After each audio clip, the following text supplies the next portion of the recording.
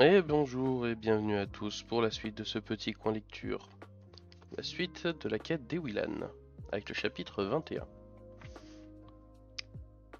À la demande d'Edwin, Duom Nil-Erg fit contourner au chariot le lieu de l'affrontement. Salim se leva pour voir le corps des pillards, mais Edwin le rabroua. Assieds-toi, tu auras bien assez tôt l'occasion de voir du sang et des cadavres.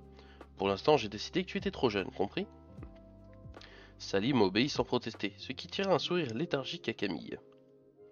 Edwin était un des rares adultes capables d'impressionner son ami, particulièrement allergique aux règlements et aux gens censés les appliquer. Parvenir en une seule phrase à le forcer à s'asseoir et à se taire relevait de l'exploit. Camille baignait dans une euphorie lassitude, encore sous le choc de ce qu'elle venait de faire.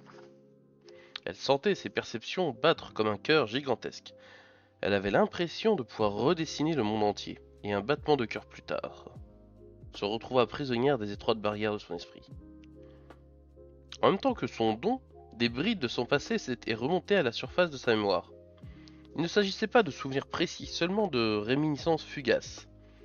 Elle n'essayait pas de les happer au passage, consciente qu'elle n'y parviendrait pas, mais les laissait tranquillement prendre leur place. Une chape de fatigue pesait sur elle, commençant à la couper du reste du monde. Elle devenait aussi légère qu'une plume et s'éloignait à chaque seconde un peu plus de la réalité. Elle s'était allongée dans le chariot au milieu des sacs. Bjorn s'était précipité vers elle, mais l'analyste l'avait arrêté d'un geste péremptoire. Non, elle va bien. Que personne ne s'occupe d'elle, que personne ne lui parle. Elle a simplement besoin de se reposer. Poursuivons notre route. Edwin avait lancé un ordre et les deux soldats avaient regroupé les corps des pillards sur le côté de la piste. On ne les enterre pas avait demandé Bjorn. Edwin lui avait lancé un regard dur. Fais-le, si tu as du temps à perdre. Moi, j'ai une mission, je continue. Le chevalier avait rougi, mais n'avait rien répliqué. Le chariot regagna la piste et Edwin reprit son inlassable travail d'éclaireur. Assis à côté de son ami, Salim se rongeait les sangs. De temps à autre, Maître Duhomme se tournait vers lui et le fixait d'un air sombre. L'engageant à se taire, il se contentait donc d'observer Camille, et ce qu'il voyait l'inquiétait. Elle semblait peu à peu s'enfoncer dans un état second, les yeux perdus dans le vague, complètement immobile. Une nouvelle fois, Salim s'approcha d'elle. Le vieillard ouvrit la bouche pour le sermonner, mais le garçon le rassura d'un signe. Il avait conscience que le vieillard savait ce qu'il disait et n'avait pas l'intention d'enfreindre ses directives. Il détailla Camille comme il n'avait jamais eu l'occasion de le faire. Il s'aperçut avec surprise que ses cheveux, qu'il croyait châtains, étaient plus dorés que bruns. Ils retombaient en boucle autour de son visage, mettant en valeur le hâle de sa peau. Elle avait les pommettes hautes et bien dessinées, de longs cils et des yeux immenses d'un violet intense. Elle poussa soudain un râle rauque et Salim sursauta. Il bondit par-dessus le dossier du banc de conduite et attrapa le bras de Duhomme. Elle va mal, vous entendez? Faites quelque chose! L'analyste poussa un grognement puis se radoucit. Tout est normal. Ne... pardon. Tout est normal, ne t'inquiète pas. Mais elle ne bouge plus, on dirait qu'elle est dans le coma. Duhomme jeta un coup d'œil en arrière sur Camille. Je t'assure que tout va bien, fais-moi confiance. Mais, écoute mon garçon, même si cela te paraît étrange, essaye de comprendre. Depuis 15 siècles, il n'y a pas eu de plus de 10 dessinateurs capables d'égaler l'exploit des Willan. Hop. Je m'en fiche, le coupa Salim. Elle va mal, agissez. Par le sang des figés, écoute-moi, se fâcha Duhomme. Dessiner est un acte fatigant, toujours. Le premier vrai dessin provoque un contre-coup émotionnel considérable, toujours. Plus il est jeune, plus un dessinateur s'épuise facilement, toujours. Et plus un dessin est complexe, plus il est éreintant. Toujours lança Salim. Ça va, j'ai compris. Bien, je commençais à craindre qu'Ewilan ait choisi un sous comme ami, se moqua l'analyste. Salim sourit, mais le cœur n'y était pas. Bien sûr qu'on ne peut rien pour elle. L'homme réfléchit un instant. Si, tu peux faire quelque chose pour l'aider. Quoi? Tais-toi. Le soleil était haut dans le ciel lorsque Edwin annonça une pause. Il finissait de franchir une série de collines basses à la végétation pauvre. Il faisait chaud et leur guide avait choisi un endroit à l'ombre d'une barre rocheuse, tout près d'un point d'eau. Camille était toujours immobile. Hans et Maniel prirent de quoi se restaurer et après s'être postés aux abords du camp, ils poussèrent à tour de rôle un long sifflement. Edwin se détendit alors et s'approcha de Duhomme. Je regrette mes alarmes, expliqua-t-il. Ils ont grillé pendant mon combat contre les Tlish, et je crains de ne jamais en retrouver de semblables. Comment va Camille? Elle va bien, affirma Duhomme. Elle commence à réagir au son. Je pense que d'ici 1 heure, elle sera sortie de sa transe. Le trajet n'a pas été trop dur. Je suis un peu moulu à cause du manque d'exercice, mais ça ira. Le plus difficile a été d'empêcher ce gaillard de sauter dans tous les sens et de l'obliger à parler à voix basse. Edwin sourit et fit mine de donner un coup de poing à Salim. Que dirais-tu d'un bain? L'eau doit être bonne. Génial, lança Salim en bondissant au sol. Il fit une pirouette et enchaîna sur un saut de main avant de se tourner vers Bjorn. Vous venez? Le chevalier lança un coup d'œil et à Edwin qui hocha de la tête. Volontiers, je suis en train de cuire dans mon armure. Les deux hommes et le garçon s'approchèrent du lac. L'eau était claire, peu profonde et le fond recouvert d'un sable presque blanc. Bjorn se débarrassa avec des soupirs de soulagement des différentes pièces de sa cuirasse, demandant parfois l'aide de Salim, qui la lui accorda volontiers. Il se défit ensuite de sa tunique et de son pantalon, ne gardant qu'un caleçon. Le chevalier était un véritable colosse, bâti comme une armoire à glace. Salim sourit en voyant son ventre bien rond. Qu'as-tu à rire, Minus? Donna Bjorn. Rien, votre seigneurie, se moqua le garçon. J'admire vos muscles, surtout celui-ci, continua-t-il en lui tapotant le ventre. Dans mon monde, on l'appelle le muscle du houblon. Bjorn fronça les sourcils. Du houblon? Pourquoi? Parce que c'est c'est avec le houblon qu'on fait la bière, et que c'est la bière qui donne ce genre de bidoche, répliqua Salim en éclatant de rire. Il avait sous-estimé la rapidité du chevalier, car il se retrouva soudain pris en étau entre deux mains, grosses comme des battoirs, qui le soulevèrent. Il poussa un cri d'effroi, moitié fin, moitié sincère. Elwin Till-Ilan, demanda Bjorn. Quel traitement conseillez-vous pour apprendre les bonnes manières à ce jeune impertinent? Edwin jeta un regard au géant qui, bras levé, tenait Salim au-dessus de sa tête. Le bain, répondit-il laconique. Non, hurla Salim, mais déjà, il volait dans les airs. Il retomba au milieu du plan d'eau dans une gerbe d'éclaboussures et refit surface en toussant, un flot d'invectives à la bouche. Bjorn se précipita sur lui et Salim se sentit de nouveau soulevé. Il cria « Pardon, Bjorn, pardon !» Le chevalier se tourna vers Edwin qui entrait dans l'eau. Je crois que le vaurien a compris. À différence de Bjorn, le maître d'armes n'avait pas une once de graisse. Il n'était que muscles et nerfs. Une longue cicatrice blanche barrait son torse, à la peau hâlée, presque aussi foncée que celle de Salim. Deux balafres plus récentes n'étaient pas tout à fait refermées, l'une sur l'épaule droite, l'autre à la cuisse. C'est la bataille de tout à l'heure, souffla Salim à Bjorn. Ça m'étonnerait, murmura le chevalier. D'après ce qu'on raconte, il aurait été capable, armé d'un canif, de se débarrasser seul de ses bandits. Je pense plutôt qu'il s'agit de traces de sa rencontre avec les deux Tslich d'hier. Tu as déjà combattu un Tslich, toi? Le tutoiement était venu naturellement, et Bjorn ne tiqua pas. Il prit une inspiration avant de répondre. Une fois, une seule. La fois où j'ai rencontré Camille. Un Tslich avait été aperçu à l'orée de la forêt de Baraï. J'ai pensé à la gloire dont je me couvrais si je réussissais à l'oxyre. Je suis parti à sa recherche. Et je l'ai trouvé, malheureusement. J'ai vite compris qu'il n'avait pas l'ombre d'une chance. Ce jour-là, j'ai vu la mort de près, crois-moi. L'arrivée de Camille a toutefois perturbé le tsar à un point tel qu'il m'a oublié dans le roncier où il m'avait jeté. Sans cela, il m'aurait découpé en morceaux. Je ne serais pas là pour te raconter cette histoire. Le chevalier eut un sourire triste. Pas facile d'être un héros, surtout quand il y a des bonhommes comme lui. Il montra du doigt Edwin qui arrivait vers eux en nageant lentement. Tu l'as appelé vainqueur des 10 tournois. Qu'est-ce que c'est? Qu'est-ce que ça veut dire? Demanda Salim. Hop. C'est une rencontre qui oppose chaque année les meilleurs combattants de Gwendalavir. Il y a 10 manches et chacune se dispute avec une arme différente. Sabre, hache, arc, lance, jusqu'à la dernière où l'affrontement se déroule main nue. Les champions de l'Empire sont là, cherchant à gagner l'épreuve où ils sont experts. Edwin Till-Ilan a participé une fois, et il a remporté toutes les manches. Et la Légion Noire? Une troupe d'élite. Il la dirige quand il n'est pas en mission personnelle pour l'empereur. Une idée germa dans la tête de Salim. Si on le prenait à deux? Qui? Edwin Till-Ilan? Oui. Non. Oui, je te dis.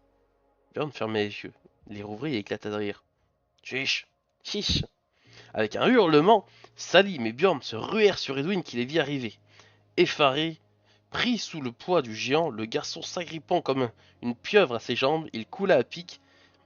Il refit surface en toussant et en riant. Les deux amirs se concertèrent du regard puis repartirent à l'attaque. La bataille dura une bonne dizaine de minutes. À la fin, épuisés, ils se traînèrent tous les trois jusqu'à la berge où ils s'allongèrent en reprenant lentement leur souffle. Quand vous aurez fini de faire les gamins, vous viendrez manger, nous avons faim, nous. Salim se retourna. Duhamnil Erg, faussement fâché, les invectivait depuis le chariot, et à côté de lui Camille leur adressait le grand signe. Salim se leva d'un bond et se précipita vers elle. Chapitre 22. N'oublions pas, l'hydratation c'est important les amis.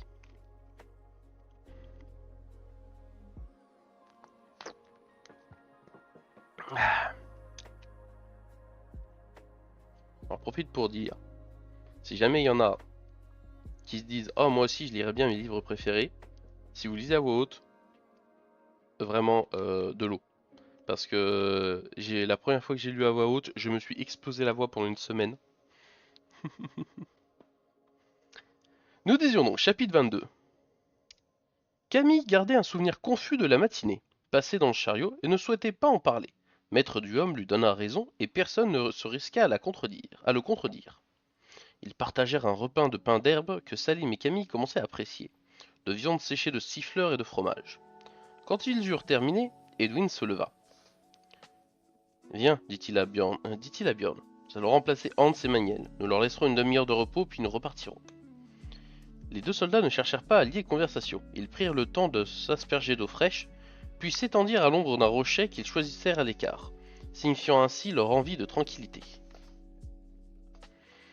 Salim jetait de fréquents coups d'œil sur Camille, et lui demandait sans cesse si elle se sentait bien. Agacée par tant d'attention, elle le rabroua. « Salim, actuellement tu es la seule chose qui me gêne. Si tu allais te promener, ça me ferait des vacances, et je te le promets que je m'en sentirais bien mieux. » Pour une fois, le garçon prit la mouche. « Parfait. Puisque je t'ennuie, je m'en vais. » Il donna un coup de pied dans un caillou qui se trouvait sur son passage et poussa un grognement de douleur. Il était pieds nus et s'était cruellement tordu le petit orteil.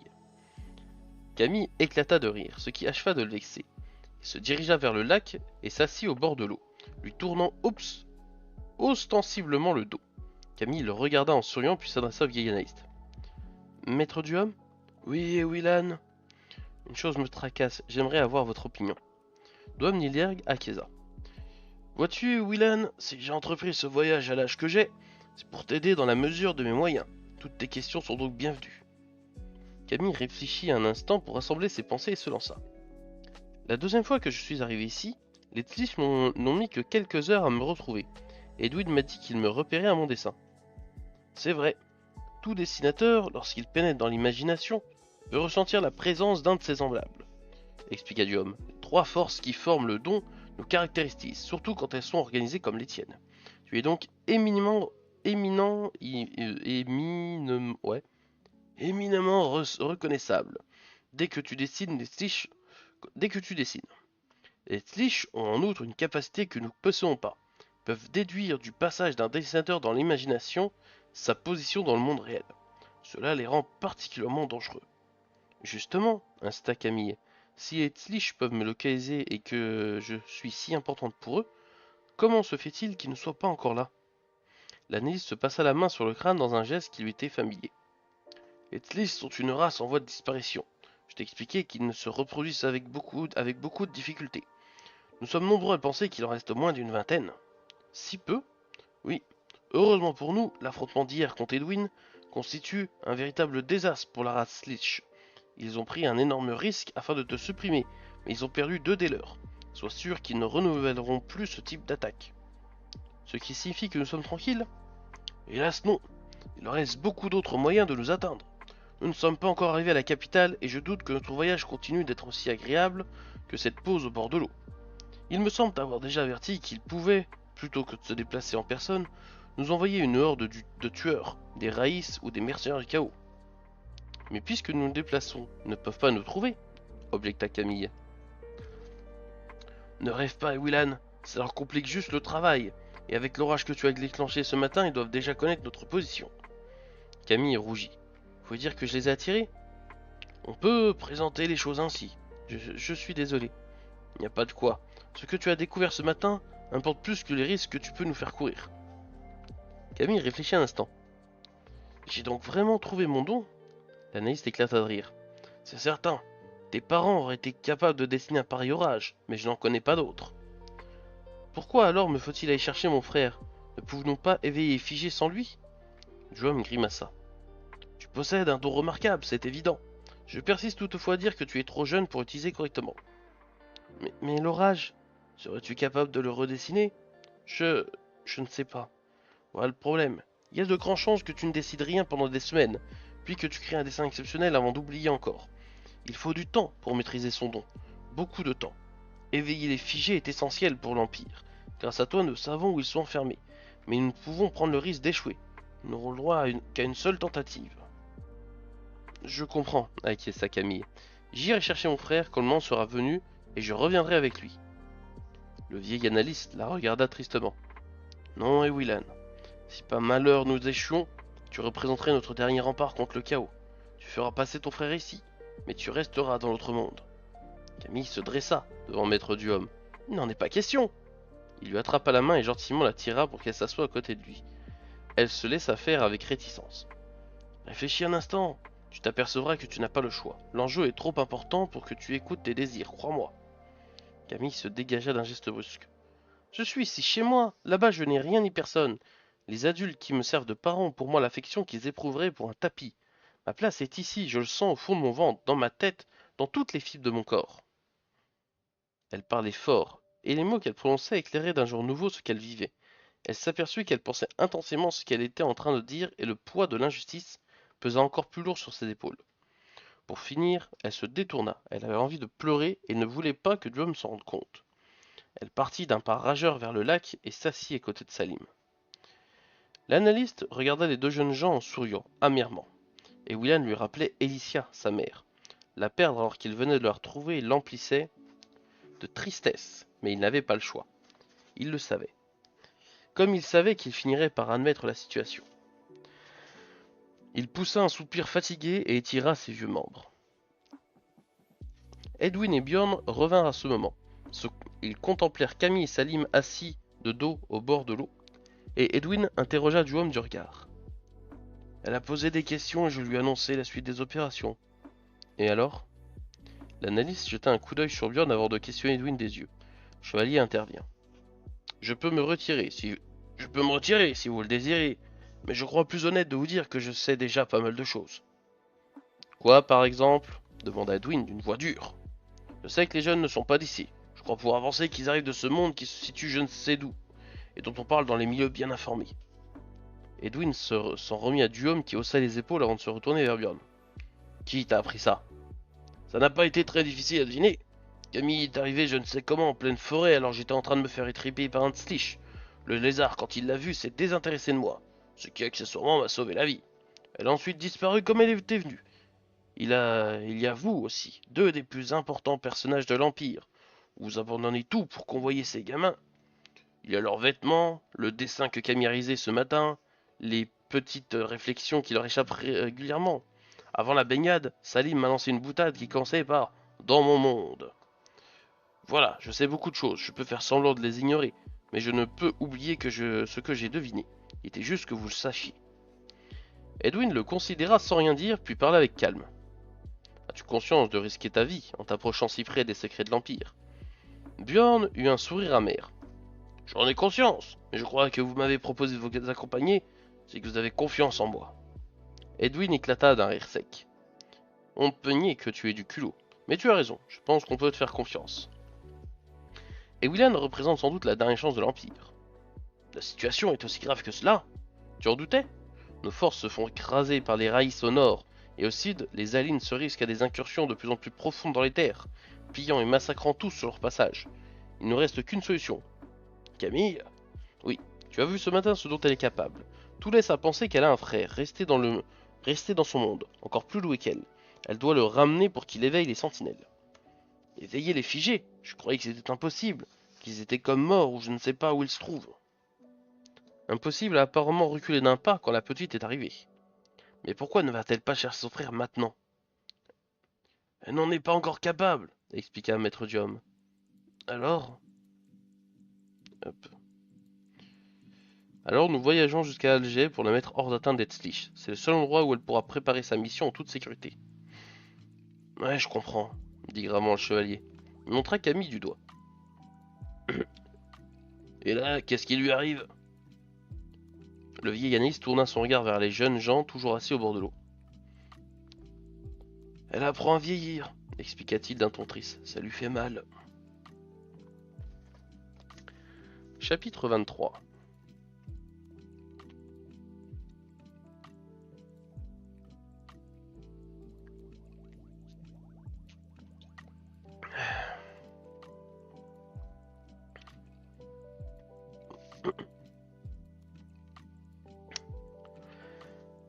Après les collines, la petite route s'engagea sur un plateau venteux, à la végétation rase. L'air était toujours aussi pur, le ciel dégagé et la visibilité excellente. Edwin n'en était pas ravi, mais cela lui évitait de parcourir en éclaireur 2 fois plus de chemin que les autres. Il chevauchait sur un flanc du chariot, Bjorn sur l'autre, les soldats quelques mètres en arrière. Camille et Salim s'étaient réconciliés près du lac. Ils semblaient avoir accepté ce que Maître Duhomme lui avait annoncé. En voyant Edwin scruter le paysage, elle se souvint de la mise en garde du vieil analyste. Les Tzlich risquaient fort de l'envoyer des tueurs. Qui sont vraiment les mercenaires du chaos demanda-t-elle à Edwin. Il fit une grimace dégoûtée. La pire engeance que la terre ait portée, pire que les Tzlich. Salim poussa un sifflement admirateur. Ce doit être de sacrés monstres. Avec la meilleure volonté du monde, je n'arrive pas à imaginer pire qu'un croisement de lézards et de mantes religieuses géants. Même mon prof de maths est moins laid qu'un Tzlich. Tu n'imagines pas du bon côté. Les mercenaires ne sont des monstres qu'à l'intérieur de leur âme. À l'extérieur, ce sont des hommes. Salim se tut un instant le temps d'assimiler l'information. Des hommes alliés des Tzlich ? Oui. Ils professent une philosophie qui vise la destruction de toute forme d'organisation. Ils prônent le chaos comme objectif final. C'est du moins ce qu'il ressort des maigres informations en notre possession. À quoi les reconnaît-on ? À rien. Ils n'ont pas de signe distinctif, et c'est leur force. Ils sont capables de se fondre sans difficulté parmi nous. Ils sont rusés, mauvais et incroyablement pervers. Ils comptent dans leur rang de très bons dessinateurs, et sans eux, l'Empire ne serait peut-être pas dans l'impasse où il se trouve actuellement. Nous avons essayé de les pourchasser, mais ils n'ont jamais réussi à faire prisonnier ou à acheter de renseignements. Tout laisse à croire qu'ils ont un quartier général quelque part, peut-être même une cité, mais nous n'avons pas réussi à les localiser. Maître Duhomme a dit tout à l'heure que Tzlich nous enverrait certainement des raïs ou des mercenaires du chaos, souligna Camille. Edwin eut un rictus. J'espère qu'il se trompe. Je préférais affronter une horde de raïs plutôt qu'une phalange de mercenaires. Il y eut un silence lourd de sens. Camille prit conscience que tout le monde considérait Edwin comme une sorte de guerrier invincible, presque un demi-dieu du combat.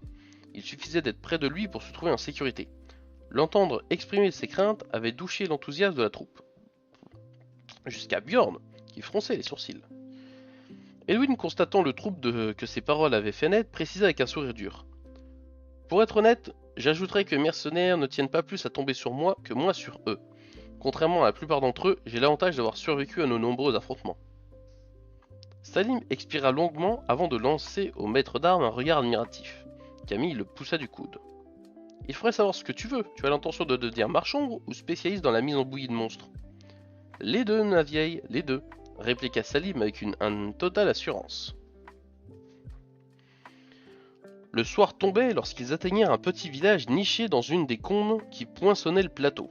Des enclos abritant des siffleurs d'élevage résonnaient, des stridulations que Camille et Salim commençaient à bien connaître. Ces animaux, à peine plus gros que des chèvres, jouaient dans l'économie de Gwendalavir le rôle des vaches et des moutons de l'autre monde. Au cœur du hameau se dressait une taverne faisant également office d'auberge pour les voyageurs. Ils pénétrèrent tandis que Hans et Maniel conduisaient les chevaux à l'écurie. L'établissement était fort différent du chien qui dort. Il faisait sombre et une atmosphère inquiétante y régnait. La plupart des clients, accoudés au comptoir, tournèrent la tête à leur arrivée et les dévisagèrent d'un air peu amène. Camille réprima une grimace de dégoût. Ces hommes passèrent certainement plus de temps à boire qu'à se laver. La porte s'ouvrit sur Hans et Maniel et les convives détournèrent leur regard. Le rameau sur le pectoral des deux soldats semblait leur être familier. L'aubergiste apporta leur repas aux compagnons. La nourriture était bonne, et quand les buveurs du comptoir sortirent, l'ambiance devint plus agréable. Le tavernier se détendit et revint vers eux, une vieille bouteille à la main. « Je vais vous faire goûter cette eau de vie, annonça-t-il. 20 ans d'âge, un délice. Bjorn tendit son verre, imité avec plus de retenue par les autres hommes. Salim voulut tendre le sien, mais un froncement de sourcils d'Edwin l'en dissuada. Fameuse, apprécia Bjorn en claquant de la langue. L'aubergiste parut apprécier le compliment. « Je la fais moi-même, expliqua-t-il. Du moins, je la faisais avant que la situation de l'Empire ne se dégénère. » Il jeta un regard d'excuse aux soldats. « Je ne me permettrai pas de critiquer notre empereur. Chacun sait qu'il fait tout ce qui est en son pouvoir, pour gouverner le mieux le pays malgré la guerre. Non, je suis en colère contre les vautours, les bandits de tout poil qui profitent de la situation pour piller la région. Plus personne n'est en sécurité sur les routes. Les gens ne voyagent plus. Le commerce va mal. Même la foire d'Alvor n'est pas aussi fréquentée que d'habitude. » Il se pencha vers eux et murmura. « C'est comme ces hommes qui étaient là à votre arrivée. Ils ne sont pas du pays. Ils traînent dans le coin depuis quelques jours. Je serais pas étonné d'apprendre qu'ils attaquent les voyageurs. Faites attention en repartant. » « Nous vous remercions pour votre mise en garde, déclara Edwin, mais nous sommes en mesure de nous défendre. De toute façon, nous avons l'intention de passer la nuit ici, du moins si vous pouvez nous loger. » Un sourire satisfait illumina le visage de l'aubergiste. « Pas de problème, cher monsieur. Combien de chambres désirez-vous ? » « 3 feraient l'affaire. Vous avez vos 3 chambres, je les prépare immédiatement. » Il s'éloigna d'un pas guilleret en se frottant les mains. Le duhomme Nilergue soupira. « Je sens que ma bourse va s'alléger. » À ce moment, un cri s'éleva dans la rue, qui s'acheva dans un gargouillis. Edwin porta la main à son sabre. Il fit un signe aux 2 soldats qui saisirent leurs lances et se dirigèrent vers la porte. Elle s'ouvrit avant qu'ils ne l'atteignaient. Une femme entra, eut la main sur la poignée d'un long coutelas passé à sa ceinture. Elle examina l'auberge et les rares convives avant de s'installer à une table. Les 2 soldats interrogèrent Edwin du regard et celui-ci hocha la tête. Ils sortirent. Camille détailla la nouvelle venue. C'était une jeune femme d'une vingtaine d'années. Elle avait la peau mate, de longs cheveux noirs brillants, tirés en arrière et tressés. Ses vêtements de cuir sombre, semblables à ceux d'Edwin, mettaient en valeur sa silhouette élancée. Hans et Maniel revinrent dans la salle. Hans chuchota quelques mots à l'oreille d'Edwin, qui se détendit. L'aubergiste n'avait pas tort. Ces hommes qui étaient au comptoir sont certainement des bandits. L'un d'eux a dû penser que cette demoiselle serait une proie facile. « Et alors ?» demanda Bjorn, prêt à se lever. Il s'est trompé. La jeune femme avait commencé le repas que l'aubergiste venait de lui apporter. S'apercevant qu'elle était sur le point de mire de leur regard, elle leva la tête et les dévisagea tour à tour. La présence des 2 adolescents sembla la rassurer, et un léger sourire flotta sur ses lèvres. Salim choisit ce moment pour bâiller bruyamment. « Tu as raison, » se moqua Edwin. « Il est l'heure d'aller se coucher. » Chapitre 24.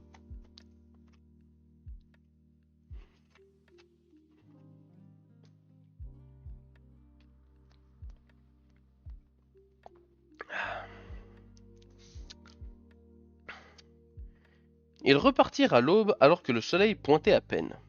Camille et Salim avaient partagé la chambre de Duom Nil-Erg. Il avait ronflé toute la nuit, et si cela avait fait rire Camille et Salim, ils n'en avaient pas moins dormi profondément. Ils voyagèrent d'une traite jusqu'à la pause de midi, traversant 3 villages et un bourg un peu plus étendu.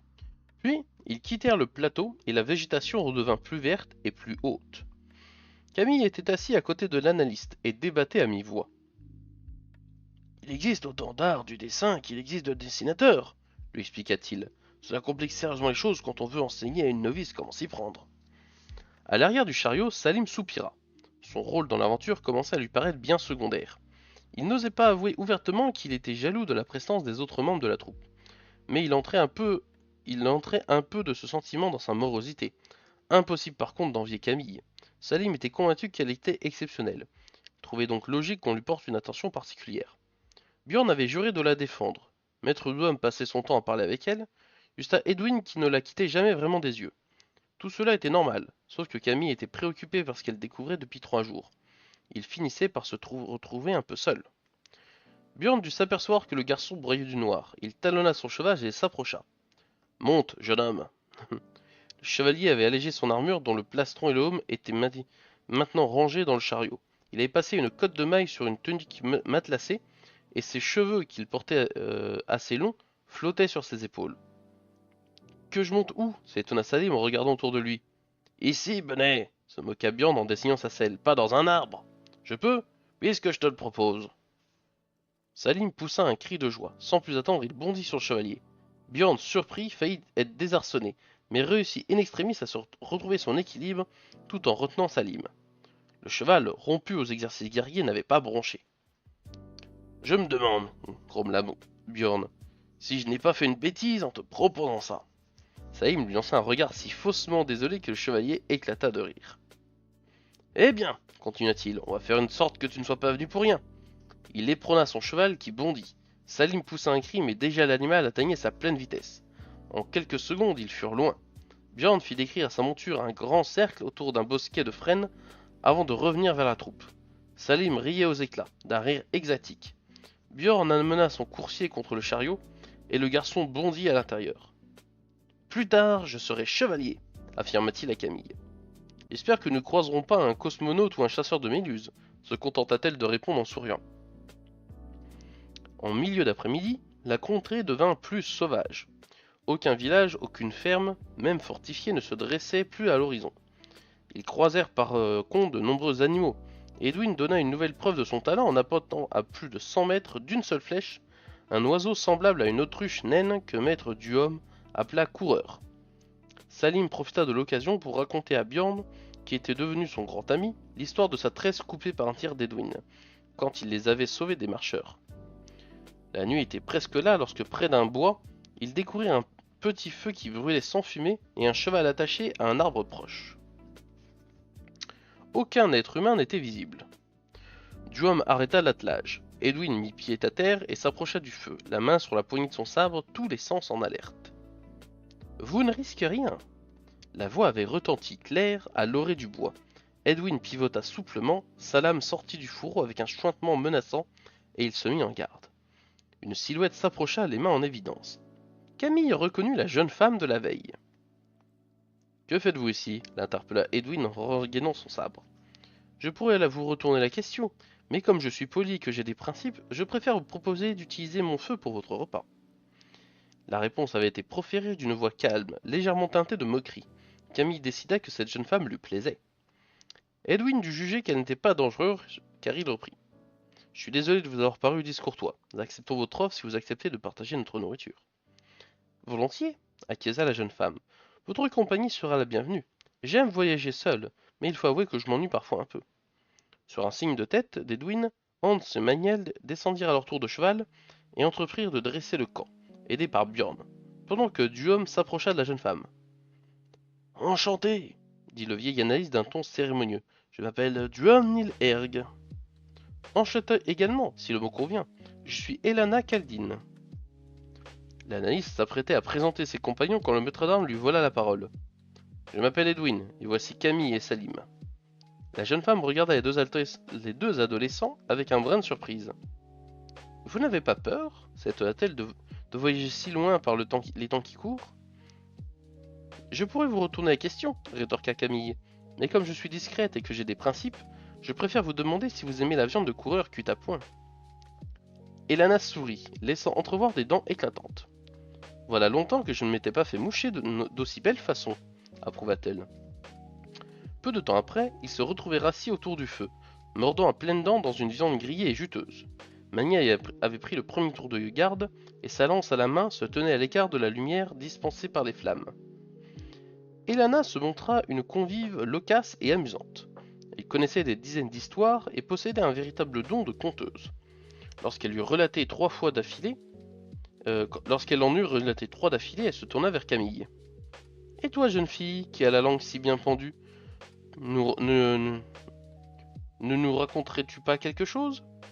Camille capta le regard inquiet d'Edwin, elle le rassura d'un sourire. « J'ai peur de ne pas être très doué pour les récits, mais mon ami Salim saura sans doute vous distraire et peut-être même vous impressionner. » Tous se tournèrent vers Salim, qui ne se fit pas prier, davantage pour se lever. Il plongea la main dans sa poche et en sortit ses balles colorées. Il commença à jongler en s'excusant. « Je suis un peu rouillé, ne vous moquez pas. » Les balles virevoltèrent de plus en plus vite, et Camille rit de joie. Salim se surpassait. Il acheva son numéro sous les applaudissements. Camille remarqua le regard brillant qu'Elana portait sur son ami. « Je suis sûr que tu peux m'ouvrir quelques acrobaties, » lança la jeune femme. Salim s'exécuta.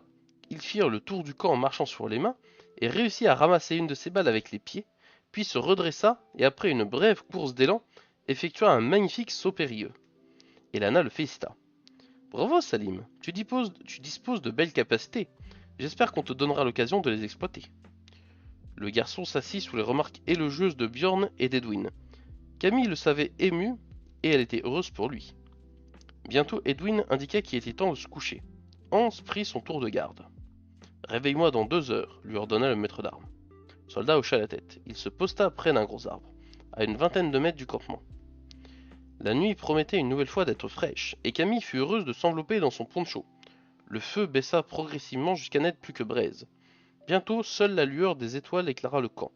Il n'y avait aucun bruit. Camille ferma les yeux et s'enfonça lentement dans le sommeil. Elle rêvait. Elle était en cours de français, assise au fond de la classe, seule face à mademoiselle Nicolas, qui lisait un texte dont elle ne comprenait pas le moindre mot, et s'arrêtait parfois pour lui poser des questions auxquelles elle ne savait pas répondre. Alors que son professeur avait toujours fait preuve d'un caractère enjoué, son visage se contorsionna tout d'un coup dans un accès de rage. Ses traits se brouillèrent, se déformèrent jusqu'à devenir méconnaissables. Ce n'était plus mademoiselle Nicolas qui se tenait devant elle, mais un homme vêtu de noir. Ses iris semblaient briller d'une lumière maléfique, et un rictus déformait sa bouche. Un flot d'angoisse envahit Camille. L'inconnu gagna en netteté. Il était environné de ténèbres et son attention entière était focalisée sur elle. Elle se savait à la frontière du monde réel et de celui des rêves. Pourtant, le regard de l'homme l'empêchait de se réveiller complètement. Elle se débattit un moment contre son cauchemar, puis, dans un immense effort de volonté, le fit voler en éclats. Elle ouvrit les yeux. Elle ne rêvait plus. Mais l'homme était toujours là, son visage se découpant sur le ciel étoilé juste au-dessus d'elle. La lame d'un poignard brilla une fraction de seconde avant de descendre doucement vers sa gorge. Camille ne pouvait pas bouger, elle ne réussissait pas à crier. Pétrifié, son corps refusait de lui obéir comme s'il avait été drogué. Ses efforts tirèrent à son agresseur un sourire cruel. La lame touchait le cou de Camille lorsqu'un pied nu percuta le visage de l'homme. Surpris, il esquiva, cependant le plus gros de l'impact, et se redressa d'un mouvement souple presque reptilien. Camille sentit un liquide chaud couler le long de sa gorge. Encore étonnée d'être en vie, elle leva les yeux. Elana se tenait à côté d'elle, les genoux fléchis, les mains en position de combat. Elle bondit, ses pieds et ses mains, véritable arme vivante, tourbillonnaient devant elle. L'homme en noir reçut un coup à l'estomac, un autre au coin de la bouche. À cet instant, Camille put bouger et le camp sortit de sa torpeur. Edwin se leva, le sabre à la main. L'inconnu prit conscience que son plan, basé sur la surprise, avait échoué. Il passa à l'attaque. Elana fut immédiatement submergée. Le poignard de son adversaire lui entailla le bras, la ralentissant assez pour qu'il tire le sabre qu'il portait dans le dos. Elle voulut reculer trop tard. L'acier étincela sous les étoiles, et elle se plia en deux. Le sabre remonta pour le coup de grâce, mais Edwin était là. Sa lame bloqua celle de l'homme qui fit un pas en arrière. « Lumière !» cria Edwin. Camille perçut le dessin conçu que maître Duhomme à peine réveillé essayait de créer. Elle se jeta dans l'imagination. Elle ne s'embarrassa pas de détails, pas de flammes, pas de soleil, rien qu'une lumière vive qui jaillit de partout à la fois, éclairant la scène comme en plein jour. L'homme était vêtu d'une souple armure de cuir, noire, parfaitement ajustée. Son sabre d'une main, son poignard de l'autre, il combattait avec un extraordinaire brio. Edwin, torse nu, tenait son sabre à 2 mains, parant les coups de plus en plus violents assénés par son adversaire. Björn finit par accourir, son énorme hache de guerre à bout de bras. Il resta en périphérie de l'affrontement, cherchant vainement une ouverture. Duhomme, lui, se précipita vers Camille. Elle le sentit placer une compresse contre son cou, mais ne lui accorda aucune attention, les yeux rivés sur le combat. Les sabres se mouvaient si rapidement qu'il était impossible de les suivre des yeux. Les 2 hommes alternaient attaque et parade à une vitesse hallucinante. Camille commença peu à peu à deviner une logique dans le duel. Les mouvements d'Edwin, toujours plus fluides, devinrent implacables.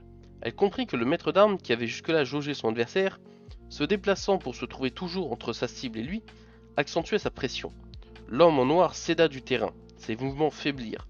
La première blessure qu'il avait reçue fit voler son poignard au loin, la deuxième lui lacéra la cuisse. Voyant enfin une brèche, Björn s'élança, mais déjà le sabre d'Edwin achevait son œuvre de mort.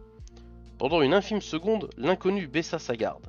Sa gorge s'ouvrit et un flot de sang jaillit. Camille détourna les yeux. L'homme en noir s'affaissa lourdement à terre et ne bougea plus. Lorsque Camille voulut se prester vers Elana, maître Duhomme la retint avec une vigueur qu'elle ne lui soupçonnait pas. « Attends !» lui ordonna-t-il. « Elle est vivante !» cria Björn qui était penché sur la jeune femme toujours étendue au sol. Camille sentit un étau se desserrer dans sa poitrine. Ils avaient frôlé la catastrophe. Ce fut Salim qui découvrit le corps de Hans. Il était allongé sans vie près de l'arbre où il avait monté la garde, là où l'assassin l'avait surpris. Maniel accourut et se tint une minute prostré près du corps de son ami. Un sanglot rauque lui échappa enfin. Salim vacilla. Il lui sembla soudain vieillir de 10 ans et découvrir des choses qu'il aurait toujours voulu ignorer. Une part de son enfance venait de mourir avec Hans. Maître Duhomme raviva le feu et la clarté surnaturelle qu'avait dessinée Camille s'éteignit. Edwin défit délicatement les vêtements d'Elana. Il poussa un sifflement, et Camille l'entendit murmurer « Une marche ombre ». Elle s'approcha. L'intérieur de la veste de cuir était cousu d'une multitude de poches, chacun occupé par un objet précis, couteau, crochet, dard et autres pointes. Une vilaine plaie barrait l'abdomen d'Elana. Camille saisit le bras de Bjorn. Elle, le chevalier eut un sourire qu'il voulait rassurant. Je pense qu'elle peut s'en sortir. Sa blessure saigne abondamment, mais elle n'a pas l'air trop profonde. Voyant que Camille ne se sentait pas bien, il la prit par les épaules pour la tirer plus loin. Qui était cet homme l'interrogea-t-elle d'une voix tremblante en désignant la forme sans vie étendue sur le sol. Le chevalier fit une grimace. Un mercenaire du chaos. Comment nous a-t-il trouvés? Je suis pas un spécialiste comme Edwin Tillan, mais je vois là une intervention d'Etzlich. Ces foutus lézards ont dû le transporter ici à moins qu'il n'ait été l'un de ces mercenaires capables d'effectuer le pas sur le côté. J'ai entendu dire qu'il y avait d'excellents dessinateurs parmi eux. Il était devenu inconcevable de dormir là. Il fallut creuser une tombe pour Hans, tâche que Maniel voulut accomplir seul. Lorsque le soldat fut enterré, Maître Duhomme prononça quelques phrases sur sa sépulture, et chacun se recueillit en silence. Puis, Edwin et Bjorn chargèrent Elana, toujours inconsciente, sur le chariot. Ils attachèrent son cheval et celui de Hans à l'arrière. La troupe reprit lentement sa route, le cœur serré. Avons-nous une chance d'arriver à Alger demanda Camille d'une voix lasse. Edwin lui jeta un regard farouche. Sur ce que j'ai de plus cher au monde, Ewilan, je te jure que nous y arriverons. Chapitre 25. Ah. L'état d'Elana était critique. Maître Duhomme avait confié les rênes à Salim et se tenait à l'arrière du chariot, à côté de la jeune femme. Il avait réussi à endiguer l'hémorragie, mais au milieu de la matinée, elle commença à délirer. Edwin s'approcha et contempla un instant son visage exsangue. Nous allons faire un détour par Ondiane, annonça-t-il. Les rêveurs nous aideront. Les rêveurs interrogea Camille. Oui, dans ton monde, on les appellerait certainement moines ou prêtres. Ils vivent à l'écart du monde, cultivent leur jardin, élèvent quelques animaux et passent beaucoup de temps à méditer. Ils sont également très versés dans l'art de la médecine. Faudrait pas mieux aller voir un chirurgien? Alger est encore à une dizaine de jours d'ici, et je doute que nous trouvions plus compétents que les rêveurs pour lui sauver la vie. Ils quittèrent la piste principale pour se diriger vers une chaîne de collines assez escarpées. Le soleil était haut dans le ciel lorsqu'ils arrivèrent en vue d'Ondiane. C'était une imposante construction, joncée sur un éperon rocheux. Les hauts murs crénelés et les ouvertures étroites rappelèrent à Salim les images de châteaux forts qui l'avaient fait rêver pendant son enfance. Ils gravirent une piste raide jusqu'à la porte en bois massive qui barrait l'accès de la bâtisse. Edwin tambourina contre Louis, un Judas coulissa et une voix leur demanda ce qu'ils voulaient. Edwin expliqua les raisons de leur venue, et bientôt la porte s'ouvrit. Le chariot pénétra dans une cour intérieure baignée de soleil, au centre de laquelle se dressait une fontaine coulant dans un bassin de pierre. Un homme, vêtu d'une longue et simple bure, les cheveux presque ras, s'approcha d'Elana et l'examina rapidement. Deux autres rêveurs sortirent d'un bâtiment avec une civière. Ils chargèrent délicatement la jeune femme et s'éloignèrent avec elle. Aucun mot n'avait été prononcé. Maître Duhomme descendit du chariot et s'avança vers l'homme qui les avait accueillis. Il lui parla un moment à voix basse, puis se tourna vers ses compagnons. Nous allons nous arrêter ici, nous avons besoin de repos, et les chevaux sont fatigués. Les rêveurs d'Ondiane acceptent de nous recevoir. Camille descendit à son tour et marcha jusqu'à la fontaine, suivi par Salim. Depuis le drame de la nuit précédente, il n'avait pas échangé une parole. « Comment vas-tu » demanda Camille. Garçon haussa les épaules. « Mal, je suppose », finit-il par répondre, mais ça pourrait être pire. Elle lui serra l'épaule et se pencha pour prendre de l'eau dans ses mains et se rafraîchir le visage. « Nous allons rentrer, Salim. » Il la regarda étonné. « Qu'est-ce que tu racontes? J'ai bien réfléchi, je suis ici chez moi et je n'ai aucune envie de repartir. Mais je dois réaliser ce qu'on attend de moi, et puis n'avais-tu pas envie que je te ramène ?» Salim contourna la question. Je croyais que tu ne savais pas comment faire pour rentrer. Je pense avoir compris maintenant. Il ne me reste qu'à essayer. Et les autres? Ils ont été clairs. Ils veulent que j'aille chercher mon frère. Si j'en suis capable désormais, pourquoi leur imposer des risques inutiles en poursuivant jusqu'à Alger? Tu viens de dire que tu n'avais pas envie de repartir. Il se trouve que ça ne compte pas. Et toi, seras-tu heureux que si nous rentrons? Salim se tut un moment. Il réfléchissait et à son habitude passa ses doigts entre ses tresses. Je ne sais pas, ma vieille, je ne sais vraiment pas. Mais la question ne se pose pas. Si tu pars, je pars. Et si j'étais resté? Devine. Camille eut un grand sourire. Elle l'attrapa par les épaules et déposa un baiser sur sa joue. Tu es génial, s'exclama-t-elle. Je ne sais pas comment je ferais sans toi. Salim tout sauta pour cacher sa gêne. Il fit mine d'être assoiffé et s'empressa de se détourner pour boire à la fontaine. Camille se dirigea vers Edwin, qui venait de conduire les chevaux à l'écurie, et tenait un conciliabule avec Duham, Nilherg et Bjorn. Je pars, annonça Camille. Abasourdi, les trois hommes se tournaient vers elle. Que dis-tu? Demanda finalement l'analyste. Je dis que je pars, répéta Camille. J'emmène Salim avec moi et je me mets en quête de mon frère. Comment vas-tu faire? Questionna Bjorn. Tu ne sais pas à quoi il ressemble ni où il vit. Tu es jeune, tes parents doivent venir te chercher, doivent te chercher partout. Ils ne te laisseront jamais repartir. Stop! Cria Camille. Bjorn se tut et la regarda les yeux écarquillés. Stop, reprit-elle. N'est plus le moment de soulever ces problèmes. Ce sont des détails face à la mort de Hans et à la blessure d'Elana. Te sens-tu capable de réussir ton pas sur le côté? Lui demanda maître Duham sceptique. Camille secoua la tête avec agacement. Je crois. En tout cas, je dois essayer. Je ne supporte pas l'idée que vous risquiez vos vies tout en attendant que je sois prête. Mais, Edwin posa la main sur l'épaule de l'analyste. Elle a raison, Duham. Si elle le peut, elle doit partir. Je suis fier de toi, Ewilan, continua-t-il. J'ai conscience que ce départ te coûte, et je veux que tu saches qu'au-delà de l'espoir que tu offres à l'Empire, te rencontrer aura été un grand bonheur pour moi. Nous attendons ton frère Akiro ici. Envoie-le-nous le plus rapidement possible. Les armées impériales ne tiendront plus très longtemps face au Raïs. Surtout, sois prudente. Se tournant ensuite vers Salim. Quant à toi, mon garçon, continue à veiller sur elle, je compte sur toi. Salim hocha la tête. Tu vas y arriver, Ewilan, affirma maître Duham. J'en suis persuadé. Camille ignorait si le vieillard pensait vraiment ce qu'il disait, ou s'il cherchait à la rassurer, mais elle était confiante. Bjorn les serra dans ses bras à tour de rôle, puis Camille recula d'un pas. Elle contempla la cour ensoleillée, la fontaine, les hauts murs de pierre, comme pour les graver dans sa mémoire, avant d'adresser un signe à Salim qui s'approcha. Elle lui prit la main et commença à dessiner. Ne nous fais pas arriver dans le fleuve, plaisanta-t-il pour se donner une contenance. Camille sourit et soudain ils disparurent. Edwin regarda l'endroit où ils s'étaient tenus une seconde plus tôt. Les dés sont jetés. Nous comptons sur toi, Ewilan, dit-il à voix haute. Hop.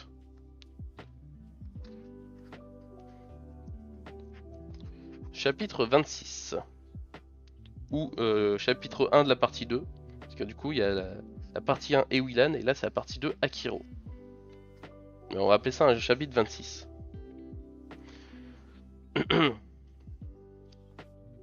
De l'eau d'abord.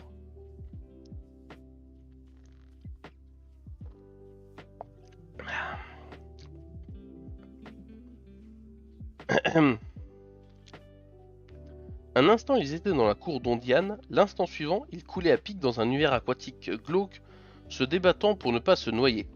Camille sentit ses poumons sur le point d'exploser. De l'eau partout. Elle ne savait pas en quelle direction nager et ne parvenait pas à distinguer le haut du bas.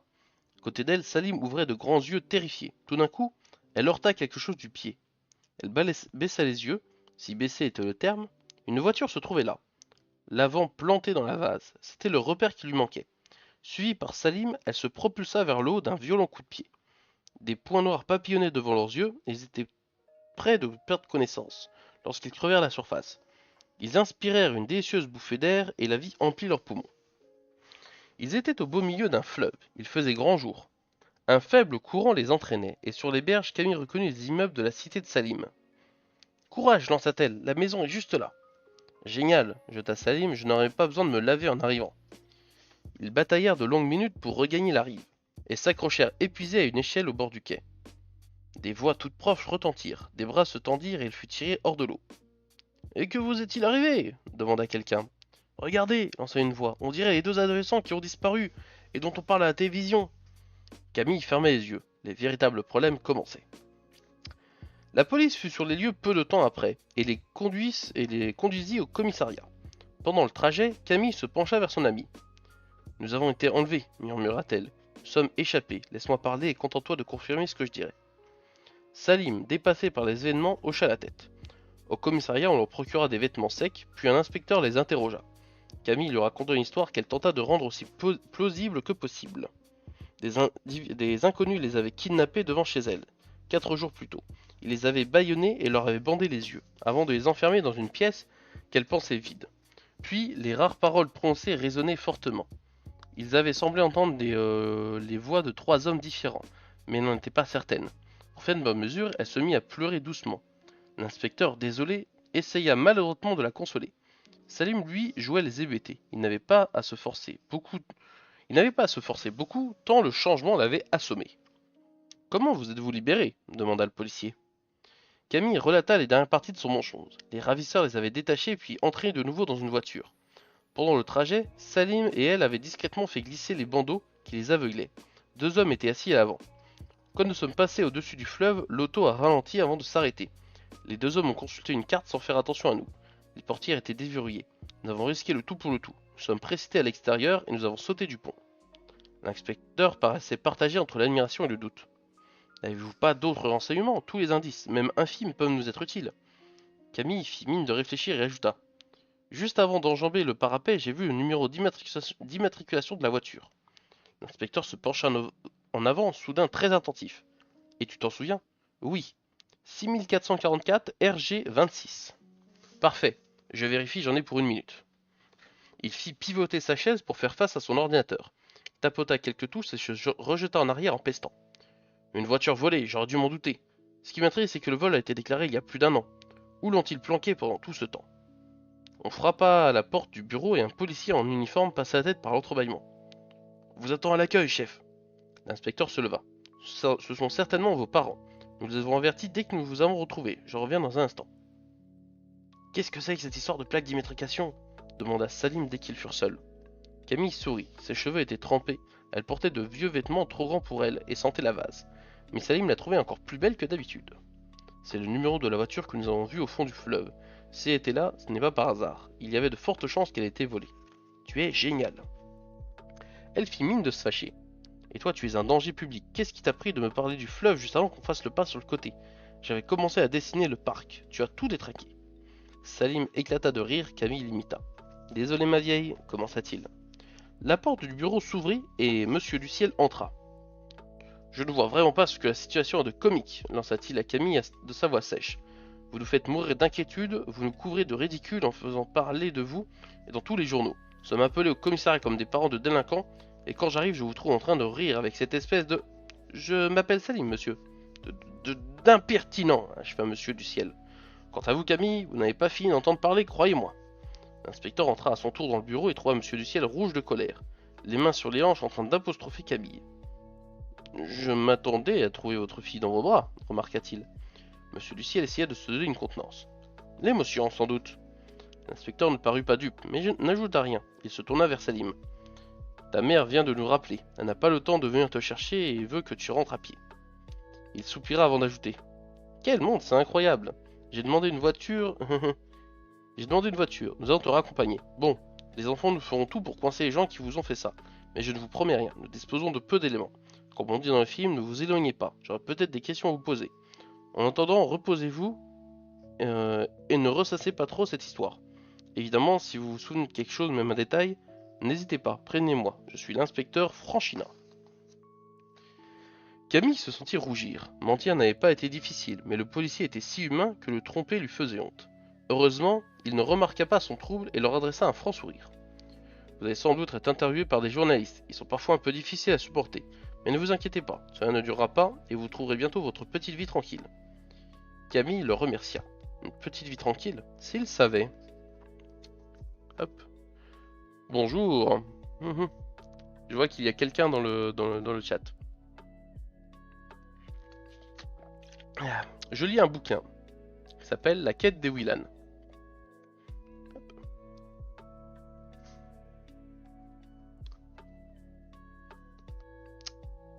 Chapitre 27. Camille fut accueillie avec froideur. Sa mère déposa un baiser sur sa joue en plissant le nez. « Mon Dieu, que vous sentez mauvais !» Camille soupira. « J'ai dû plonger dans le fleuve pour m'échapper. Faut toujours que vous fassiez remarquer. Était-ce bien nécessaire ? Enfin, maintenant que vous êtes revenu, allez vous laver et passez une tenue convenable. Ne traînez pas. Depuis 2 jours, les journalistes guettent le moindre de nos gestes. Nous avons décidé, votre père et moi, de laisser vous questionner une bonne fois pour toutes. Le plus tôt étant le mieux, ils seront là sous peu. Ainsi, ne nous importuneront-ils plus. Inutile de vous dire que nous n'avons pas apprécié la publicité que votre aventure nous a attirée et que nous avons hâte que tout cela soit oublié. Camille se mordit la langue pour ne pas exploser. Elle s'obligea à gagner calmement la salle de bain. Une fois la porte refermée derrière elle, elle serra les poings, frappa violemment du pied par terre et cracha une bonne dizaine de jurons. Imaginer que sa mère l'entendait lui rendit le sourire. Elle se déshabilla et pendant que la baignoire se remplissait, examina son reflet dans la glace. Heureusement que les Duciel ne lui accordaient guère d'attention, sinon ils auraient sans doute remarqué son bronzage récent et ils auraient eu du mal à l'intégrer à son histoire de captivité. Elle se glissa dans son bain en soupirant d'aise. Elle ne s'était que débarbouillée ces 4 derniers jours, et sa baignade forcée n'avait fait qu'aggraver la situation. Elle l'empestait. Posés en tas sur le carrelage, les vieux vêtements qu'on lui avait prêtés juraient avec le luxe de la salle de bain. Camille les regarda avec un petit sourire qui se transforma en grimace. « La sphère graphe !» s'exclama-t-elle. Elle était restée au commissariat dans la poche de son jean. Comment avait-elle pu l'oublier? Sans compter que si ses parents découvraient les vêtements avec lesquels elle était revenue, ils avaient exigé des explications. Elle avait fait une erreur, elle aurait dû réfléchir davantage avant de faire le pas sur le côté. L'idée des problèmes qui l'attendaient gâcha le plaisir de son bain. Elle se savonna rapidement, se rinça et sortit de la baignoire. Elle se préparait à enfiler un jean et un t-shirt lorsqu'elle se rappela les recommandations de sa mère. Elle choisit donc une robe de jeune fille modèle qu'elle assortit d'un bandeau pour retenir ses cheveux. Son image dans le miroir de sa chambre faillit la faire éclater de rire. Difficile de dormir à la belle étoile avec cet accoutrement. Les journalistes l'attendaient au salon. Elle s'était imaginé de nombreux techniciens, des fils partout, des spots. Il n'y avait que 2 hommes, dont l'un portait une caméra numérique. Assise dans un fauteuil, sa mère minaudait, tandis que son père prenait des pauses devant la cheminée. Il s'avançait vers elle, plein de sollicitude. L'interview dura une demi-heure, et Camille fut tentée à plusieurs reprises de se pincer tant l'attitude de ses parents était incongrue. Ils rivalisaient de gentillesse à son égard et multiplièrent les marques d'affection. Quand les journalistes furent partis, ils se regardèrent avec l'assurance de ceux qui pensaient avoir été parfaits. Camille les avait trouvés grotesques. L'inspecteur avait raison. La vie reprenait comme avant. Les Duciel classèrent l'affaire sans état d'âme. Ils ne cherchaient pas une seconde à savoir ce qui avait pu motiver l'enlèvement et ne posèrent pas la moindre question à Camille sur ce qu'elle avait vécu.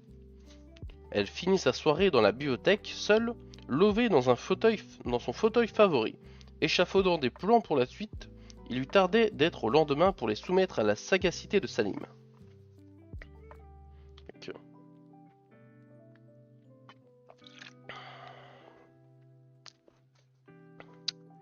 Au collège, ils furent accueillis comme des stars. Ah oui, j'ai oublié de dire, chapitre 28, bien sûr. Tout le monde voulait leur parler, leur poser des questions, savoir en détail ce qui s'était passé. Avant qu'ils ne soient submergés par la foule des curieux, Salim avait eu le temps de souffler à l'oreille de Camille. « J'ai tes fringues à la maison, j'ai aussi ta pierre dans ma poche. » À la récréation de 10 heures, l'émoi était un peu retombé. Camille et Salim purent se retrouver dans un coin de la cour pour discuter tranquillement. « Comment ça s'est passé chez toi ?» demanda-t-elle. Le garçon sourit largement. « Au poil, je ne suis pas sûr que ma mère se soit aperçue que j'étais parti. Non, je plaisante, elle en avait entendu parler à la télé.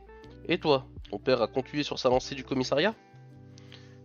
Camille décida de calquer son attitude sur celle de son ami. Inutile de se ronger les sangs ou de se lamenter, mieux valait en rire. « Pas du tout, il était un peu tendu à cause de l'émotion, voilà tout. J'ai été accueilli avec des fleurs et j'ai croulé sous les cadeaux de bienvenue. » Salim approcha d'un hochement de tête appréciatif. « Nous avons une sacrée chance d'avoir des familles aussi affectueuses, tu ne trouves pas ?» Camille acquiesça. Adopter un enfant, elle le savait, représentait une aventure longue et complexe qui requérait une bonne dose de ténacité et énormément d'amour. Pourquoi les Duciel avaient-ils fait l'effort de la recueillir? Ils n'éprouvaient rien pour elle, ils la considéraient comme une charge et non comme un membre de leur famille. Tu as raison, affirma-t-elle. À part un couple de tzlich, je ne saurais imaginer mieux que mes parents. Mais dis-moi, comment as-tu fait pour les habits et la pierre? Pour les fringues, ça a été simple. Je les ai demandés à l'inspecteur Franchina. Il me les a donnés dans un grand sac poubelle, sans prêter attention à nos tuniques et à nos bottes. Et à sphère grave, tu l'as? Je n'arrive toujours pas à la toucher, alors j'ai découpé la poche de ton jean, tiens. Camille prit la pierre bleue dans le creux de sa main. J'ignore à quoi elle sert, remarqua-t-elle, songeuse, mais je me suis habitué. J'aime bien la voir avec moi. Un jour, elle me sera peut-être utile. Je n'ose pas imaginer la tête des policiers s'ils avaient essayé de la saisir. Ils seraient sans doute venus te poser quelques questions supplémentaires, tu ne crois pas? Sûrement, il faudra que je sois plus prudente, désormais. D'autant que j'ai encore pas mal de choses à faire. Que nous savons, s'indigna Salim, tu ne vas pas me laisser tomber tout de même. Camille lui sourit avec reconnaissance. Tu n'es pas obligé de m'aider, tu sais. Je t'ai entraîné dans cette aventure sans te demander ton avis, et nous avons bien failli y laisser notre peau. Je comprendrais que tu préfères ne plus t'en mêler maintenant. Salim prit un air sérieux que Camille ne lui connaissait pas. Nous allons régler cette question une fois pour toutes, dit-il avec fermeté. Je suis avec toi, jusqu'au bout. Tu es mon ami, et vu l'accueil de ma famille, je pense que tu es la seule personne importante que j'ai au monde. Alors ne compte pas m'abandonner en chemin. Nous trouverons Akiro, ensemble, et nous l'enverrons faire son devoir en Gwendalavir. Camille inspira longuement. L'émotion l'étreignait, sans se l'avouer. Elle avait craint un moment de devoir continuer seule. Salim s'en aperçut et son grand sourire habituel remplaça sa mine grave. Et puis, continua-t-il, tu imagines un peu la raclée que tu mettrais, et que me mettrait Edwin s'il apprenait que je t'ai laissé tomber. Bien, je suppose que tu as passé la nuit à mettre un plan d'attaque au point. Par quoi commençons-nous? Et j'ai eu plusieurs idées. Celle que j'ai retenue passe par une visite chez le juge. Ce sont certainement mes parents, les vrais, qui nous ont conduits dans ce monde. Mon frère et moi. Après avoir bloqué notre mémoire. Mes premiers souvenirs datent du jour où je me suis retrouvé dans le bureau du juge avec mes parents, les faux. Tu crois que c'est le même juge qui vous a placés tous les deux? C'est possible. Mes parents, les vrais, ont dû faire les choses correctement.